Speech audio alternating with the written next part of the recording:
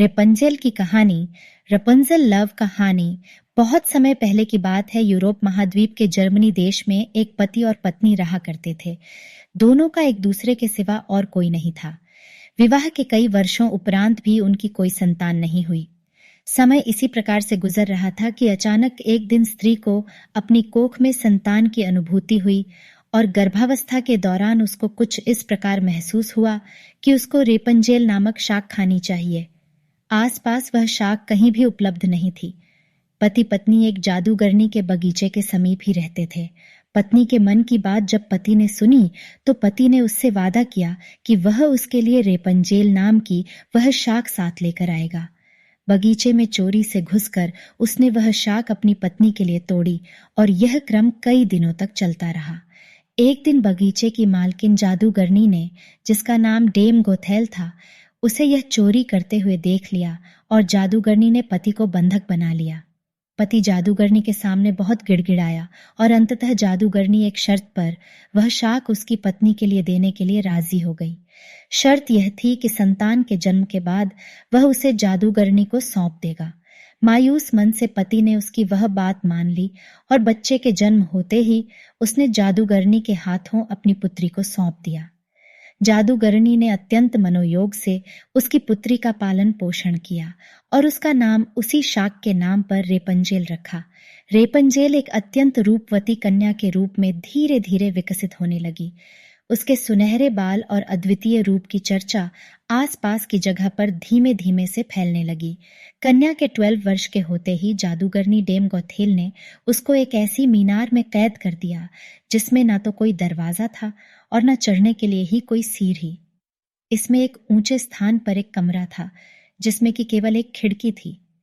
जादूगरनी अपनी जादुई शक्तियों के माध्यम से छोटी बच्ची तक पहुंचती और हर दिन उससे मिलने के लिए दिन के समय जरूर जाती। इसी प्रकार से दिन बीतने लगे। वह बच्ची बड़ी होकर एक अत्यंत रूपवती स्त्री के रूप में विकसित हुई। उसके लंबे घने सुनहरे बाल इतने लंबे हो गए कि बाद में जादूगरनी उनके सहारे मीनार पर चढ़कर कमरे में आने और जाने लगी। ऐसा करते वक्त वह रेपंजेल को पुकारते हुए कहती, रेपंजेल अपने बाल गिराओ ताकि मैं तुम्हारे सुनहरे बालों पर चढ़कर ऊपर आ सकूं। समय इसी तरह से गुजरता गया और एक दिन किसी राज्य का राजकुमार घूमते घूमते उसी क्षेत्र में आ गया जहां पर रेपंजेल उस मीनार में रहती थी। रेपंजेल की आवाज में अद्वितीय मिठास थी। जब वह गाती थी तो जैसे समय ठहर जाता था। एक दिन राजकुमार को टहलते टहलते एक मधुर आवाज सुनाई पड़ी।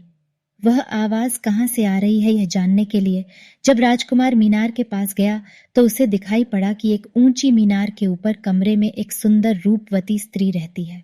उसकी इस मीठी आवाज को सुनकर राजकुमार उसकी तरफ अत्यंत आकर्षित हुआ और वह अपनी उत्सुकता पर काबू नहीं रख सका। उसने मन में ठान ली कि वह इस बंद मीनार में रहने वाली स्त्री जिसकी आवाज इतनी मधुर है के विषय में जान के ही रहेगा। एक दिन जब दिन के समय जादूगरनी रेपंजेल से मिलने के लिए आई तो उसने जादूगरनी को वह शब्द कहते और बालों के जरिए ऊपर चढ़ते हुए देख लिया।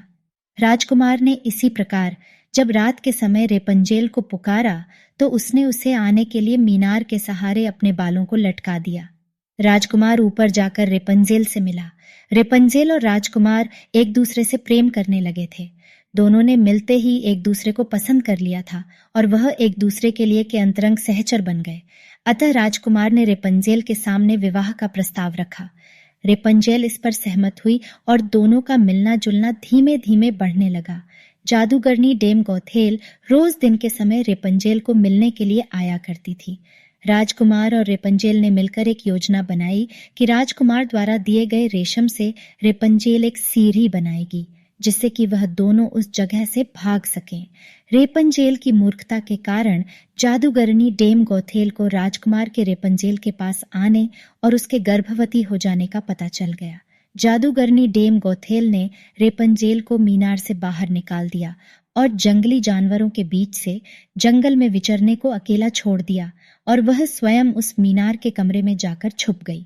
राजकुमार के चढ़ने के लिए उसने रेपंजेल के बालों को काटकर उन्हें मीनार से बाहर लटका दिया ताकि राजकुमार ऊपर चढ़ सके और उसे कोई शंका न हो।